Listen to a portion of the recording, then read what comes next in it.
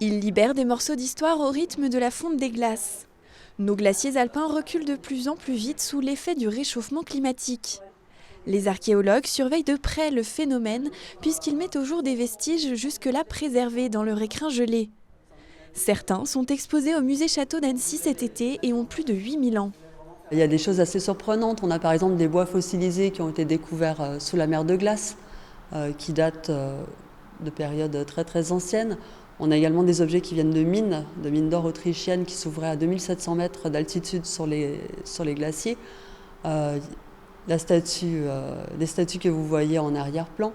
Et on a également des fragments d'équipements de toutes sortes, des objets du quotidien et également les restes de 4 personnes qui ont été retrouvées dans les glaciers, donc deux hommes du néolithique et un homme et une femme du XVIIe siècle.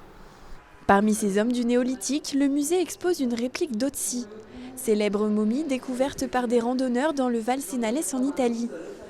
Une découverte là aussi liée au réchauffement climatique, puisque c'est un vent de föhn qui a fait fortement fondre le glacier cet été-là et fait surgir la dépouille. Et aussi, c'est le fondateur de l'archéologie glaciaire. Sa découverte en 91 a vraiment fait prendre conscience du potentiel de conservation des glaciers.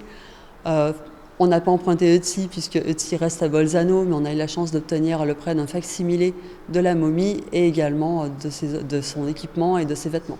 L'art contemporain s'invite aussi en photo dans l'exposition, encore une fois pour sensibiliser sur l'importance des vestiges conservés par les glaciers, mais aussi pour témoigner du recul préoccupant de ces derniers. Comment montrer le réchauffement climatique avec la photographie?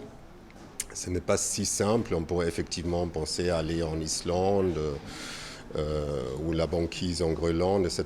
Mais je suis quelqu'un qui est assez attaché à l'idée de travailler sur place, en proximité là où je vis. Et donc d'aller parcourir les glaciers des Alpes, parce que j'étais en France, en Allemagne, en Suisse, en Autriche, en Italie pour ce projet-là, ça me paraissait une possibilité de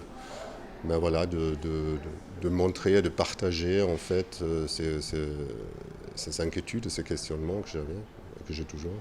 La visite se poursuit dans l'intimité des glaciers avec la diffusion de l'œuvre sonore Radioglace de Pali Meursault et Thomas Tilly.